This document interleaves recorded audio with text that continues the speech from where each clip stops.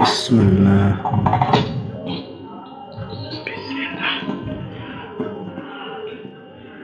মাশাআল্লাহ মাশাআল্লাহ তাবারাকাল্লাহ।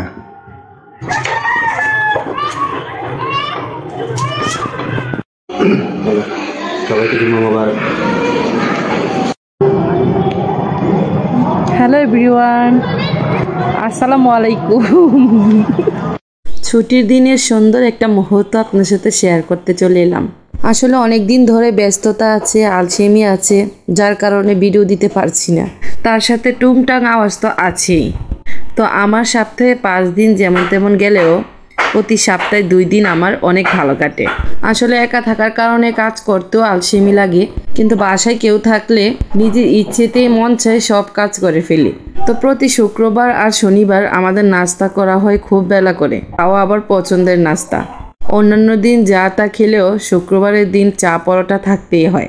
তো চা পরোটা খেয়ে মজার একটা নাস্তা করলাম, আর নাস্তা শেষে আপনাদের ভাইকে পাঠিয়ে দিলাম বাজারে। পাঠাইলাম সবজি আনতে, নিয়ে এসেছে মাংস, কারণ ছুটির দিন নাকি তার সবজি গলা দিয়ে নামবে না। তো আর কি করার, গলা দিয়ে নামার জন্য মাংসই রান্না করে দিচ্ছি। তো আমি এখানে মাংস কেটে ধুয়ে রান্না বসিয়ে দিলাম, আর আপনাদের ভাই চলে গেল নামাজে। আসলে ভিডিও দিতে একটা আলসেমি লেগে গেছে। এখন মন চায় পেজে ভিডিও নাই দিই, কারণ মানুষের 2 মাস 3 মাসের সফলতা দেখে মনে হয় আমার ধারাতে কিছুই হবে না। বছর কি বছর চলে যাচ্ছে, কিন্তু আমার কোনো উন্নতি হচ্ছে না, যা হচ্ছে সব অবনতি।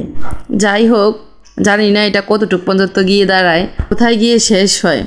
লাইফের সব কিছুই ধৈর্যের পরীক্ষা, আর সেটাতে মনে হয় সবার নাম আমার আগেই আছে। এই জন্য মাঝে মাঝে বিরক্ত হয়ে যাই যে আর ভিডিওই ছাড়বো না।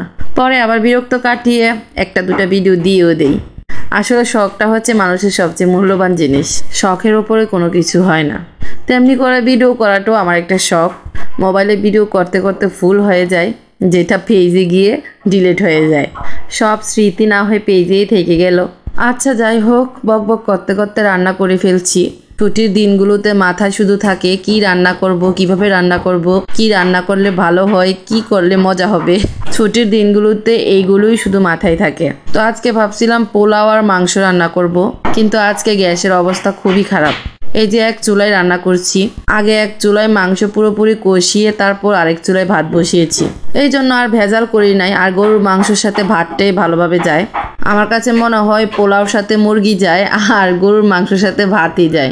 আমাদের টোনাটুনির ছুটির দিনগুলোতে খাবারের টাইমগুলো উল্টিয়ে যায়, মানে একদম উলটপালট হয়ে যায়। সকালেরটা দুপুরে হয়, দুপুরেরটা বিকালে হয়, এই আর কি।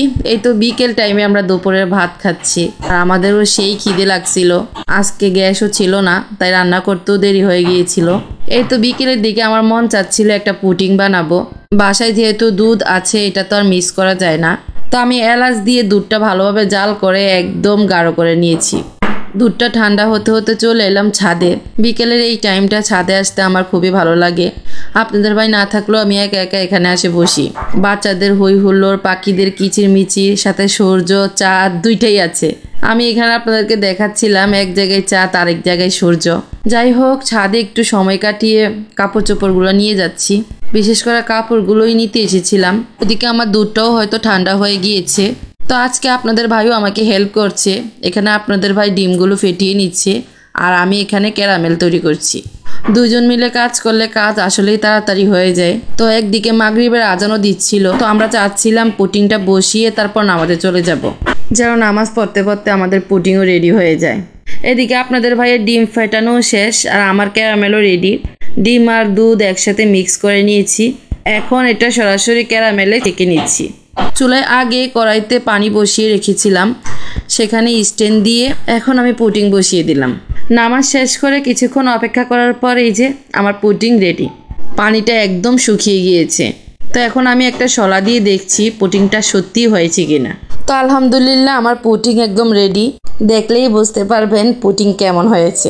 মাশাআল্লাহ, একদম পারফেক্ট পুডিং রেডি। যারা যারা খেতে চান বাসায় চলে আসেন। তো পুডিংটা এখন আমি ফ্রিজে রেখে দিব। তার আগে কেটে নিচ্ছি, একটু আমার বাবার বাসায় নিয়ে যাব, কারণ এখনই আমরা যাচ্ছি চায়ের দাওয়াত খেতে বাবার বাসায়। পুডিং সবসময় ঠান্ডা অবস্থায় কাটলেই ভালো, যেহেতু আমরা এখন যাচ্ছি সেজন্য তাড়াতাড়ি কেটে নিচ্ছি। আর পুডিং আমি তেমন একটা খাই না, যেহেতু মিষ্টি বেশি। যতবার এই পুডিং বানিয়েছি আপনাদের ভাইয়ের জন্যই বানিয়েছিলাম। তো অর্ধেকটা বাবার বাসায় দিব আর অর্ধেকটা আপনাদের ভাইয়ের জন্য রেখে দিব। আপনাদের ভাইয়ের তো তর্স হয়েছিল না এখনই খাওয়ার জন্য, তো তাকেও এক পিস দিলাম।